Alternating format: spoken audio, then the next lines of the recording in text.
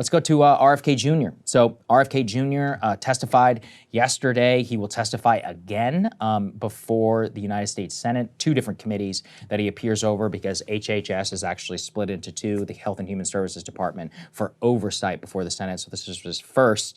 You did see the opening of what we're likely to see more of today. Lots of Democratic attacks here on RFK Jr. Using some of his past statements against him. First, we're going to go ahead and take a listen to his opening statement where he thanked President Trump and basically laid out the Make America Healthy Again movement, and we'll get into some of the Q&A. Let's take a listen. Today, Americans' overall health is in grievous condition. Over 70% of adults and a third of children are overweight or obese. Diabetes is 10 times more prevalent than it was during the 1960s. Cancer among young people is rising by 1 or 2% a year. Autoimmune diseases, neurodevelopmental disorders, Alzheimer's, asthma, ADHD, depression, addiction, and a host of other physical and mental health conditions are all on the rise, some of them exponentially. There is no single culprit in chronic disease. Much as I have criticized certain industries and agencies, President Trump and I understand that most of their scientists and experts genuinely care about American health.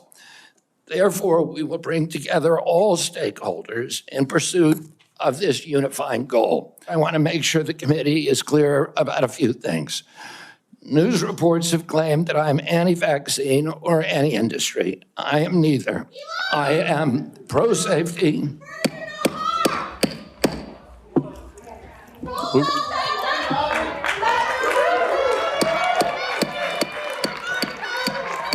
Pro-vaccine protesters behind RFK Jr. By the way, don't worry, he was not singled out. It's a Washington tradition to be screamed down by protesters in your confirmation hearing for everybody. Let's get then to what he referenced there, vaccine statements. That is where the bulk of a lot of the criticism against RFK Jr. was concentrated from a lot of the Democrats. Let's take a listen to some of that questioning. So I'm running out of time. I think the gist of what you're trying to say today is you're really pro-vaccine, you want to ask questions. You have started a group called the Children's Health Defense. You're the originator. Right now, as I understand it, on their website, they are selling what's called onesies. These are little things, clothing for babies. One of them is titled Unvaxxed, Unafraid. Next one, and they're sold for $26 a piece, by the way. Next one is no vax, no problem. Now you're coming before this committee and you say you're pro-vaccine. Just want to ask some questions. And yet your organization is making money selling a child's product to parents for $26, which casts fundamental doubt on the usefulness of vaccines. Can you tell us now that you will, now that you are pro-vaccine, that you're going to have your organization take these products off the market? Senator, I have no power over that organization. I'm not part of it. I resigned from the board. Yeah, that was just a few months ago. You founded that. You certainly have power. You can make that call. Are you supportive of this? I've had nothing to do with leadership. Are you supportive of these onesies? I'm supportive of vaccines. Are you supportive of this clothing, which is militantly anti-vaccine? I am supportive of vaccines. I will. I want good science, and I want to protect. But you will not tell the organization you founded not to continue selling that. Are you lying to Congress today when you say you are pro-vaccine? Or did you lie on all those podcasts? We have all of this on tape, by the way. Yeah, Senator, as you know, because it's been repeatedly debunked, that statement that I made on the Lex Friedman podcast was a fragment of the statement. He asked me, and anybody who actually goes and looks at that podcast and will see this. He asked me, are there vaccines that are safe and effective? And I said to him, some of the live virus vaccines are. And I said, there are no vaccines that are safe and effective, and I was going to continue for every person. Every medicine has people who are sensitive to them. Are you supportive of the onesie being the iconic line from the hearing? But basically that, I watched the entire thing. That was basically a taste of all of the Democratic questioning. Do you want to weigh in before we play the Lex Friedman clip? Because that's the one that Ron Wyden referenced in his opening statement and then was brought up several more times by Senator Cantwell, Senator Bennett, and a few others. I mean, listen. I would never support RFK Jr. for this position because he has been consistently, over the course of the past 2 decades, I would say, anti-vax. And so I would never support him for this position. But I would respect it more if he would actually rep the position that he has held consistently for the past 2 decades. And we'll show you the Lex Friedman thing. The thing he says about it is total and complete nonsense. Not to mention, even if you take that out of it, like, he founded the Children's Health Defense in 2011. He led that organization. It has been consistently anti-vax. Now, what he'll say is, oh, I'm not against vaccines. I just think that none of the existing vaccines are actually safe. He has his own children vaccinated, but he also has said he would do anything to go back and have them not be vaccinated. So listen, there's a lot of people out there now who are anti-vax, okay? You've succeeded. Your movement has grown. I think that that movement is devastating to public health. I think it's contra to science, and I think that vaccine development has been one of the greatest inventions of modern medicine in terms of reducing, extending lives and reducing deaths, et cetera, et cetera. But you have succeeded in winning a lot of people over this cause, so rep that cause. Like, why are you running away from it now? Because he can't get confirmed. Well, and that's the thing that's so pathetic is like, okay, then, I mean, you, like, one of the most preposterous moments here is you guys all know how critical RFK Jr. was about the COVID vaccine. Many of you out there are probably, like, on board with his criticisms and believe what he says. In this confirmation hearing, he's like, Operation Warp Speed was amazing. It was great. The vaccine development was spectacular. It's like, why should anyone believe a goddamn word that you have to say about anything when this has been the core of your views and your life's work for the past several decades, and you will just throw it in the garbage so that you can get closer to power? It's just like that's what I would Gabbard. say. It's the only way that you're going to get confirmed. So look, it's politics. I'm not saying I forgive it, no, necessarily. I do think he probably should have just, this is part of the problem though, with these confirmation hearings, it's like cable news, you only have 5 minutes of question and answer. You can't really get into it. In terms of what he said for past criticism of MMR and the polio vaccine, his defense and the defense of Maha and all those other people is basically like if no vaccine can be 100% safe and effective, all vaccines, all medicine has side effects. Look, in general, I don't think that you're wrong, that there are a lot of people now whose eyes have really been opened to the medical system. And to be honest, I find myself in that category. I mean, I thought RFK Jr. was some evil person, and then, you learn a little bit more. I thought COVID vaccine really opens your eyes. So there's a lot of questions here about vaccination schedules and the way that we do things, and even the legislation that has been passed. I think these are legitimate questions. But that's not his position. No, but in practice, that is the his position of how it will look like as a member of the United States government. And this, I mean, but that's not really true. I mean, he has a lot of power if he is confirmed in this position, which there's still a question mark about. I don't think that I thought the Democratic questioning here was much more effective with RFK than it was with Pete Hegseth, for example, for one key reason, which is they actually focused on his relevant policy, like statements relevant to policy for this position. So I do think that they landed some effective blows here, not to mention just how ridiculous you look to completely change your position on a dime with no real explanation. So if he was just like, oh, maybe we should look at the schedule and other European countries do it differently, blah, blah, blah. That is not what he's been out there doing. Yeah, I mean, it's true. That is true. There was questioning about him and his organization's involvement in these deaths in Samoa, of which, the people who were involved there say that the impact of his lies and his organization's lies helped to contribute, not 100%, but helped to contribute to the death of dozens of kids from not getting vaccinated after there was a horrific human error type accident with regard to the MMR vaccine. They seized on it and lied and said that the whole vaccine was unsafe. People were terrified. They stopped getting their kids vaccinated. There was a virulent outbreak of measles and dozens of kids died. So listen, There are things that RFK Jr. says that I actually agree with, especially when it comes to food and pesticides and ultra-processed foods in particular. If he was up for Ag Secretary, I might actually consider putting him in that position, because I think that his views are more grounded in science, and I think he could actually effectuate some of the things he cares about with regard to nutrition, healthier lifestyle, et cetera. He'd be in a better position to do that.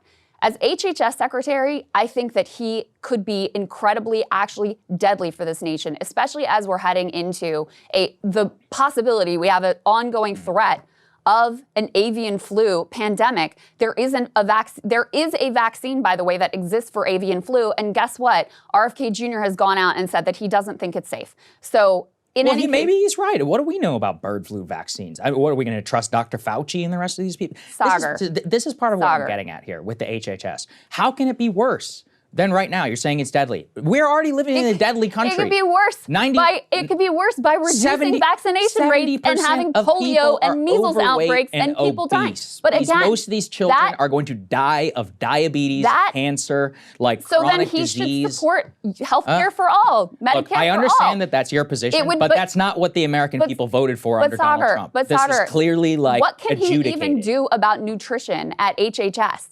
That falls under the Ag Secretary would be in a much better position HHS to deal with that sort of dietary stuff. guidelines, as he talks about with SNAP. He will have immense regulatory authority. I mean, this is part of what I'm talking about with this vaccine thing. Look, I completely understand. And I used to be really in this camp. I just don't see how it could be bad to publish the studies and the safety data and then leave parents with some choice. Look. That's not even what I'm saying, though. But that's in practice. He said, I will not touch the polio vaccine. I will not touch the MMR vaccine. Yeah, but he is clearly willing to lie about everything all the time when it serves his interests. I think that it is. Yes, he's a politician. I'm not forgiving it per se. I think we should assume that what his life's work has been, which is to tell people that all vaccines are unsafe and to try to get them to not vaccinate their kids as emblematic of the onesies, right? The fact that even he wants this baby propaganda about them not getting any vaccines. I think you should assume that is the ideology that he takes into this position. And like I said, I'd have a lot more respect if he would actually rep what he has said and what he believes. And the fact that he will just run 180 degrees, turn on a dime, do whatever he can to get into power is, to me, utterly disgraceful and unforgivable. And when you're in that position, he could effectively, so one thing he could do is eliminate certain vaccines from being covered by Medicaid. By the way, he doesn't seem to appear to know the difference between Medicaid and Medicare. Was very confused about that during the hearings. But he could eliminate a number of vaccines getting covered by Medicaid. That in and of itself would make it impossible for many poor parents to get their kids properly vaccinated. He could also change the current structure and make it basically so that it is unprofitable and impossible for vaccine makers to continue to distribute and sell vaccines. He would have tremendous power in this position.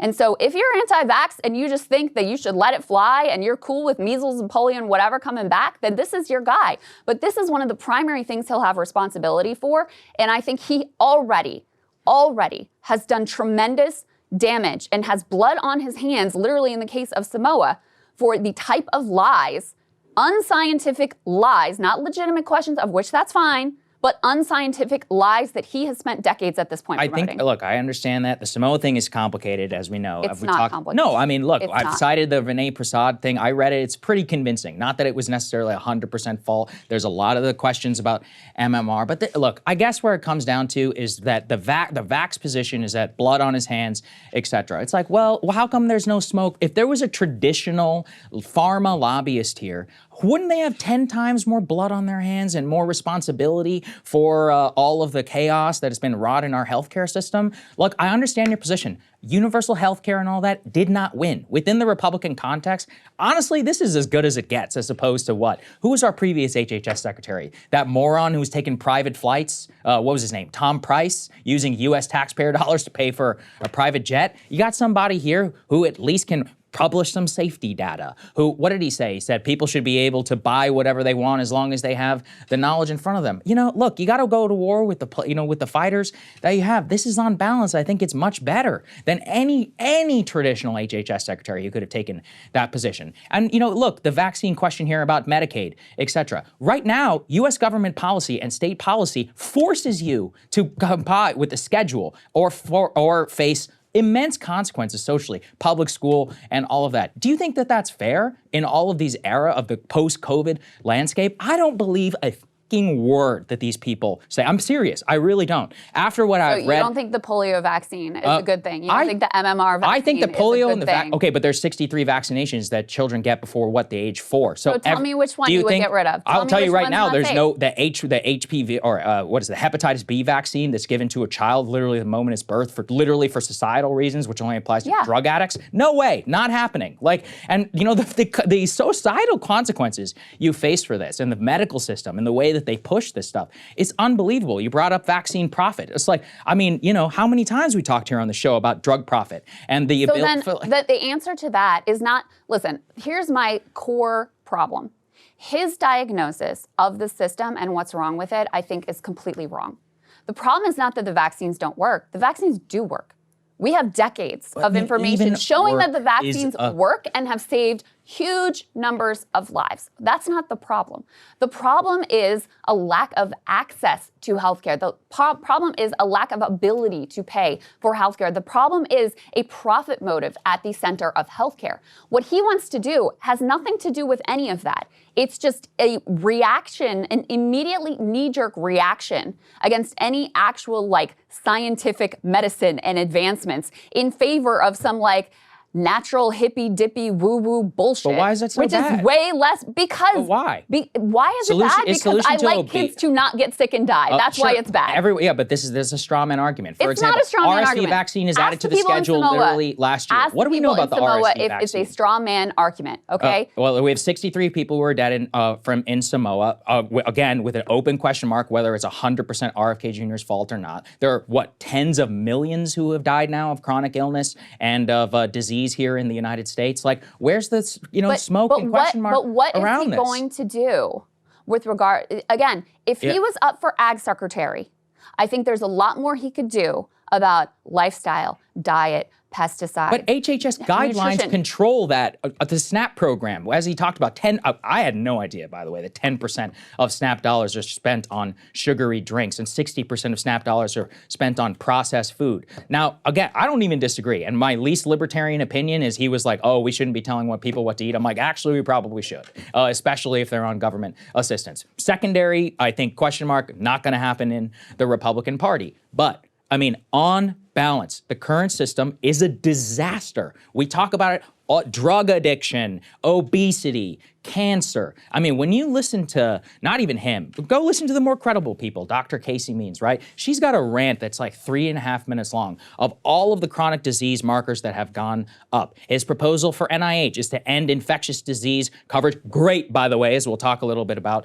with Lyme disease, and to focus on chronic illness like cancer and obesity. I think, one of the big drug company dreams right now is to have Medicare and Medicaid cover Ozempic for all, including children. Maybe, but, there should probably be some rigorous studies and long-term views as to whether this is important or even useful for children and what the long-term impacts are, all of that. In this country, we go drug first and not lifestyle. I think the HHS secretary does have a lot of impact. This is the largest organization in the entire U.S. federal government, even when you accept Medicare and Medicaid payments that are gone out of that.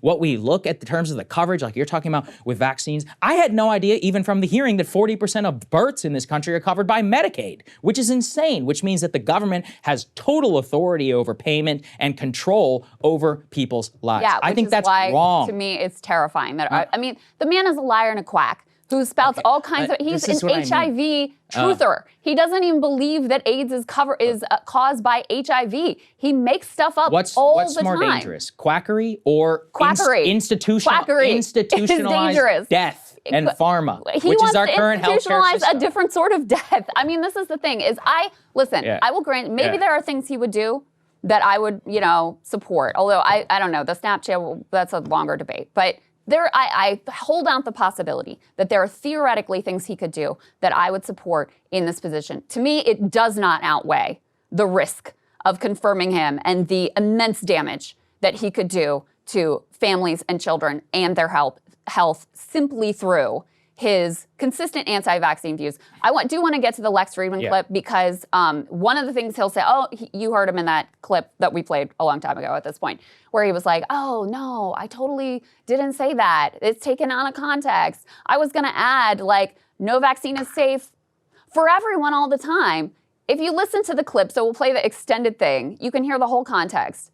That's not what he was saying. He was saying he theoretically may support some vaccine that theoretically exists, but he does not support any of the vaccines that currently exist. Let's take a listen to what he had to say to Lex. You've talked about that the media slanders you by calling you an anti-vaxxer.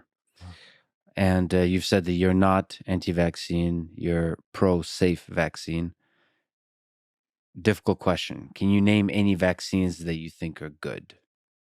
I think some of the live virus vaccines are probably averting more problems than they're causing. There's no vaccine that is, safe and effective. Those are big words. What about the polio? Can we talk about the polio? Well, here's the problem. Yes. Here's the problem. The polio vaccine contained a virus called simian virus 40, SV40.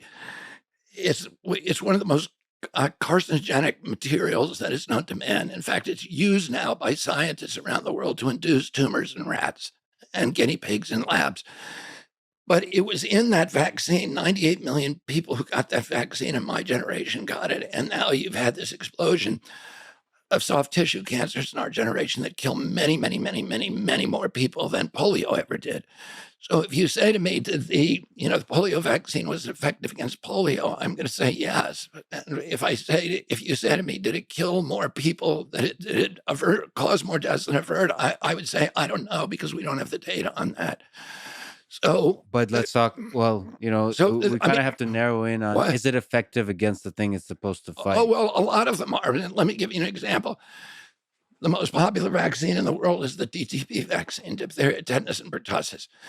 It was introduced in this country around 1980.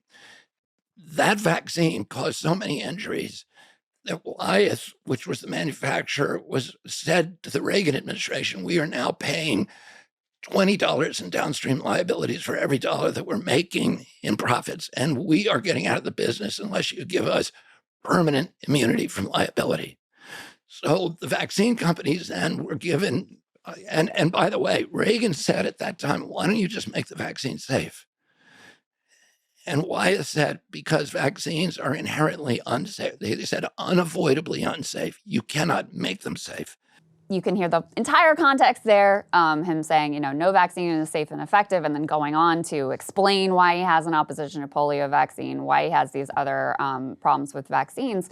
And like I said before, listen, if that's your view, there are some people that agree with you at this point. Rep that view. But the reason he doesn't is because he knows that even though there has been an uptick in vaccine skepticism, it is still dramatically unpopular to actually be blanket anti-vax, which is why he always runs away from the label, even though, it does apply and it has applied for a long time. So he has to hide the ball about what he actually believes. And so, that shows you that he knows what his views are, what he's articulated over decades are so poisonous in terms of how the American people would think about it, that there's no way he could get confirmed if he actually held on to the views he's expressing there with Lex Friedman. Look, I don't disagree. I think it's probably fair to say that he's been skeptical of all vaccines in the past. He doesn't think any are safe and effective. I think it's a choose your fighter thing. Would you rather have somebody who's deeply skeptical of that system or somebody who's like, yeah, no, it's actually totally fine? Using Claude, so blame Claude if these numbers are incorrect. A child born in the United States today will receive 47 to 51 and up to 60 doses of a vaccine by the age 18. Before 1990, it was between 10 to 17. So with the advances in medicine, the same doses and all of that, do we really believe that the public health health system, which delivered us COVID-19 and all of the death and everything, where rigorous safety studies were done and that all of the correlative long-term data on top of their exemption exists. I do not believe it for 1 second. And this doesn't just apply to vaccine. This is the problem. It's not vaccine. There was another senator, I forget her name, I think it was Cantwell, who was railing at him for not supporting SSRIs. It's like there's a religion in this country around drugs, around, well, let's just prescribe and move on and forget about it. I think that his general disposition against that is far more beneficial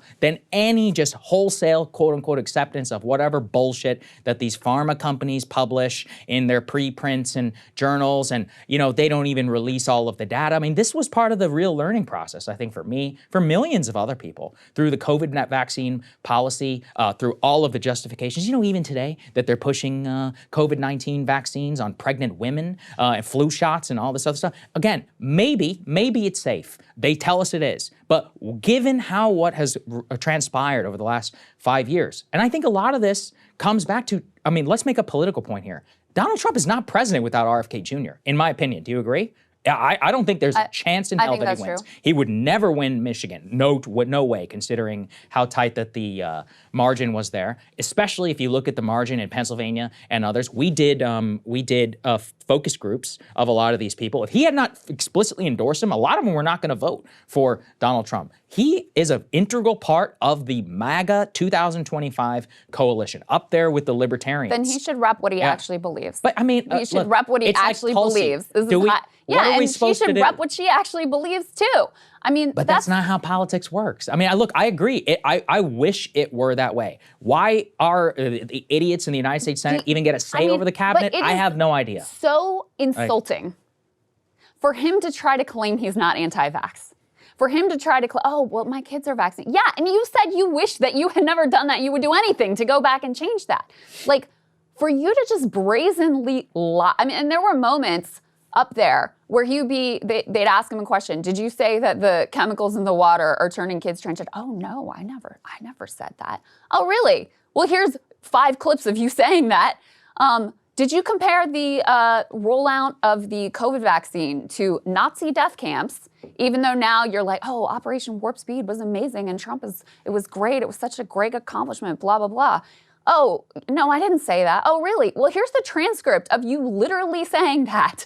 So listen, if you have those views, which are wrong and not based on anything, right? You can doubt the, pharmaceutical studies, but at least there are studies. At least we have years of data to back up the efficacy of these vaccines and the number of lives that they have saved.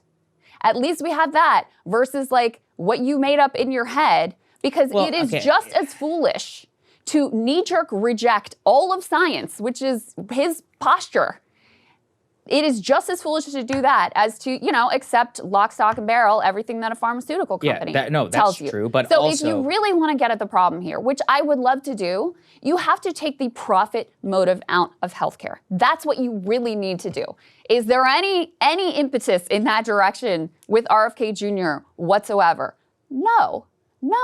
And so, like I said, listen, for me, obviously we're not going to come to agreement here today. For me, the theoretical, potential, possible, maybe good that he could do in this position is vastly outweighed by the long-time track record and committed ideological belief, which has been at the core of his adult work and life, that he is against all vaccines and that he is a brazen liar who will say anything to anyone when it is convenient for him and his pursuit of power. I think RFK, I accepted, we're going to move on to abortion. I think he's a politician, I agree, and I think it's sad what happens to these figures whenever they actually have to get into power. So yeah, I agree. I wish he would have actually defended a lot of his views. I think if you have to take a realpolitik view of this, would you rather have somebody who quote unquote accepts mainstream science, big pharma and all of that? Again, within the universe of options for MAGA for Donald J. Trump. Would we rather have the billionaire CEO of Pfizer or somebody be HHS secretary,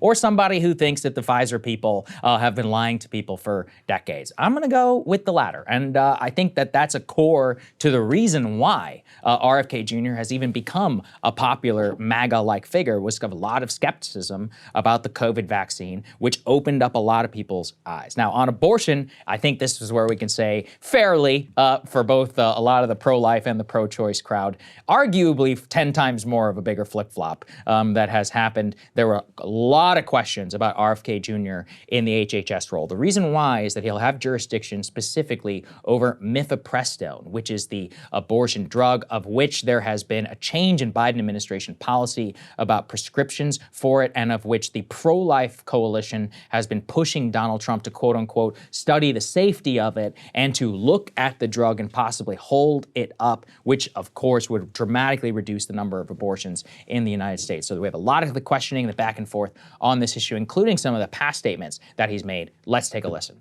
I agree with President Trump that every abortion is a tragedy. I agree with him that we cannot be a moral nation if we have 1.2 million abortions a year. I agree with him that the states should control abortion. President Trump has told me that he wants to end late-term abortions. With a life-threatening bleeding from an incomplete miscarriage goes to the ER, and her doctor also determines that she needs an emergency abortion. But she's in a state where abortion is banned. You would agree also as an attorney that federal law protects her right to that emergency care, correct? I don't know. I mean, the answer to that is I don't know if the state bans Well, let me ask you this as an attorney. Doesn't federal law preempt state law? The federal Constitution does. Sometimes not every federal law preempts state laws. It could be unconstitutional. Events are, we need to understand the safety of every drug, mifepristone and every other drug. And President Trump has made it clear to me that one of the things, he is not taking a position yet on mifepristone, a detailed position, but he's made it clear to me that he wants me to look at safety issues. And I'll ask NIH and FDA to do that. Thank you. But so to leave, so in other words, keeping it as is with Roe versus Wade having been overturned and leaving it up to the states to determine if and when a woman can have an abortion? No, I wouldn't leave it to the states. You wouldn't, right? No, I would. You would say completely. It's up to the woman. My belief is we should leave it to the woman. We shouldn't have government involved. Even if it's full term. Even if it's full term. So I think we can all agree him being there in the Why is socks he wearing was socks? disgusting. That was weird. That's a big that was question mark. the last clip there was showing exactly. what he used to say about abortion now versus he what said he's saying similar in things these on our show confirmation multiple hearings. times, True. True. Look, I think it is, that is the biggest hit against him, always has been. That's why Mike Pence has been campaigning very hard against RFK Jr. for being pro-life. We've been talking, pro-choice. James Lankford, the person who was questioning him there, that was really important. He's the chair of the National Prayer Breakfast here in Washington. He is probably the most pro-life member of the Congress. I didn't actually realize that. Yeah, he's from Oklahoma. Makes sense in terms of the big evangelical population. But there are a lot of people who fall into the Lankford category. It's still actually an open question mark how some of them Joni Ernst is another one right. who's very pro-life. Well, we have a list if we want. it. A6, can we put A6, please? I'll just read off some of the names. These are the Republicans who are currently question marks on RFK Jr. We've got Mitch McConnell. We've got Bill Cassidy. Who's a polio survivor. That's right. You've got Bill Cassidy, who's a doctor, who actually, he questioned him a little bit there. Senator Chuck Grassley, who also questioned RFK Jr., Senator Joni Ernst. You have Senator Tom Tillis, who now has come out as a lean yes. And then, of course, you have Susan Collins and Lisa Murkowski, who, if I had to guess, are probably going to be no's on I would that. think so, yeah. But, yeah. I think he'll probably lose those, and then he can lose one more? Or he can't lose, or that's all Well, he can lose. he can lose McConnell, Murkowski, and Collins, just but like that's it. Pete Hegseth, Yeah. but that's it. Because if he loses those three, then J.D. Vance can cast the tie-breaking vote. But there's still, I would give him like a 65% chance of getting confirmed. I'm pretty sure. I mean, look, the MAGA base right now is behind RFK 100%. And Trump is whipping for him. JD is whipping for him. The online Maha army against a lot of like, for these people. You should, I mean, the enthusiasm there was crazy yesterday. RFK's got like a genuine constituency who've been waiting. People have been waiting a long time for someone like him to actually be in power. So you would be surprised, I think, to see one of these Republicans turn, especially one who might be up for re-election. But if anyone could get away with, I mean, that's like, do we really believe Lindsey Graham is going to vote against RFK Jr.? Like, this guy's like a toad, you know, in terms of his sucking up to Trump. You would really need these Murkowski and Collins people. And McConnell, who's never going to run again for anything, they're unique for a reason because they're really insulated from the political cost of all the rest of them. You really do need the GOP behind you to be able to win. So I think what I did take away is no Democrat's going to vote for him. I don't think so. No, and Fetterman was a possibility, but afterwards he came out and was like, I don't know how anybody could vote for that dude after that. Well, and he also voted against Hegseth. You know, he's an interesting guy. Talks a big game, goes to the Laken Riley thing and all of that, still votes against all of the Trump nominees. So it's like, who are you, dude? Like, what are we doing here? Yeah, brain damage. Senator from whom? Jerusalem. Okay. One other thing I wanted to mention here, because you were talking about the political pressure.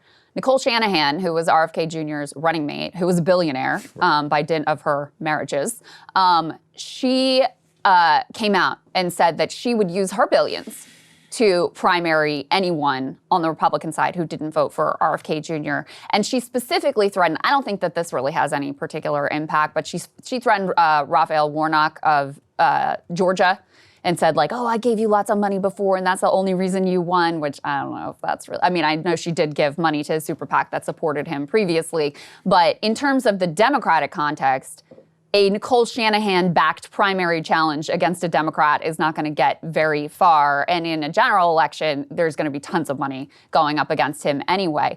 But in the Republican context, that could be a real threat, you know? And so this has become the norm of like individual, Elon Musk did it before, threatening with regard to nominees and with regard to the spending bill, like if you don't do what we want you to do, I'm going to fund a primary challenge against you. So these billionaires are also being used to enforce discipline within the, the Republican pro-Trump coalition. So that's another piece of what's going on here. Just the last comment on the abortion piece, because I do think that is important, just so people know, in the wake of Roe versus Wade being overturned, actually, aren't the numbers, Saagar, that the number of abortions have actually gone up? Yes, massively. And the reason primarily is because of mifepristone, which is, used very early in pregnancy for an abortion. And, even if you live in a state that's extremely restrictive, most people have the ability to get that somehow through the mail. And so there was a court case that went all the way up to the Supreme Court, if I'm not mistaken, saying, oh, the FDA wrongly approved this and it's not really safe. And the court was like, we're not going to go and second guess the FDA. Like, that's their job, is to evaluate the safety and efficacy. There's some 40 around studies that indicate mifepristone is in fact safe to use in this manner. But this has been a primary goal. It was in Project 2025. It's been a primary conservative goal to get control of the FDA so that they can say, oh no, actually we don't think it's safe. And this would have a massive, massive impact on women's reproductive rights. Huge. Oh, it's the biggest question mark on abortion. Yeah, I don't think no one on either side of the debate would deny that. That's why they're so laser focused on it, and why it's was so noteworthy and important that RFK Jr. in this hearing said, I will look at the safety of that, and I will follow Trump's lead on that, which is a major goal of the pro-life movement. So even though he has personally been pro-choice, he's trying to reassure Republican senators that he will also set his sights on rolling back use of mifepristone, which, like I said, will have a tremendous, in my view, very negative impact if that is in fact. It will have a big impact no matter what, and that's why that was one of the big, Kamala campaign points there correctly, in my opinion, in terms of what the power of the federal government can be Yeah. on this. Just very last thing. One, I had to get this in here. Senator Michael Bennet, whenever he was railing against RFK Jr., was like, did you really say that Lyme disease was genetically engineered in a lab as if it was some sort of conspiracy theory? By the way, I thought everyone knew this, but can we please put my tweet up there on the screen just so people can understand this? Lyme disease is probably a lab leak, and I'm explaining it to people very clearly here. If you're watching and you can see this, Lyme disease originated in Old Lyme, Connecticut in the 1970s, which just happens to be mere miles away from Plum Island, the U.S. Army bioweapons lab that was studying insect-spreading bioweapons, specifically with ticks, in the 1960s. Just so everyone knows, a lot of people actually who've been suffering from Lyme disease through research of the tragedy and really of how decimated they are find themselves across books like Lab 257 and others. But it really is sad because what's happened is that in the Cold War, we had these literal Nazi scientists and others who were brought under from Operation Paperclip to study bioweapons that we could inflict on the Soviet Union, specifically via insects to decimate them, not kill them, but just cause chaos through this bacteria. This Lyme bacteria is exceptionally rare. One of the dunks on the lab leak theory is like, oh, they found it in Otzi the Iceman. It's like, yes, it's traditional gain of function. You take a rare bacteria, you bring it to a lab, you try to weaponize it, you try to increase the infection, the vector, the way that it will cause disease. And, there are millions of people now in America, specifically in New England, who suffer from Lyme disease. There are multiple offshoots and others. It causes devastating consequences. I actually know somebody who's suffered Lyme disease for years. It's really never been the same since then. So yeah, it's really unfortunate. Lyme disease is probably a lab leak. Ebola, 2014 was a lab leak, as we covered here on the show with Ryan Grimm. COVID was a lab leak. So we need to figure this stuff out. And tying it to RFK Jr., that's the one thing, at least I hope, that we cut. Let's cut all those. We need to cut that NIH gain of function budget to zero. And we need to do some actual transparency on all this crap that we've been funding and hopefully shut a lot of these labs down who clearly don't have safety protocols or anything. So it's really sad because a lot of Lyme people reached out to me saying, thank you, for highlighting this because, so we've been suffering now for so long and there's still, the insurance companies fight them on Lyme disease. The doctors don't believe a lot of the people who suffer of Lyme disease. It's one of the most devastating conditions that's out there. Yeah, it's really very sad. strange symptoms too. That's what I mean. And so then they just don't want to do it. anything for it. And you're on your own. Saagar did get community noted on this, No, but they took it off. they took it off. I was going to say I looked at. I mean, it's not conclusively proven, but it's not it's a pretty 100%. big coincidence. Yeah, that exactly. It's right there. So I'll give him that one. It's just like Wuhan, Krystal. The It's like drugs. The drugs turning the kids trans, not going to give you that one. Chemicals. HIV, oh, I'm sorry. Chemicals turning What, you think birth control chemicals in our water have had zero effect? The zero effect. HIV not causing AIDS, not going to give him that one either. So, there was a lot there going on. Look, there's a lot of shit in our water. Nobody even knows what the hell it is. Reverse osmosis, folks. If you can afford it, you should do it. Highly recommend. All right, let's get to Tulsi Gabbard. Hey, if you like that video, hit the like button or leave a comment below. It really helps get the show to more people. And if you'd like to get the full show, ad-free, and in your inbox every morning, you can sign up at breakingpoints.com. That's right. Get the full show, help support the future of independent media at breakingpoints.com.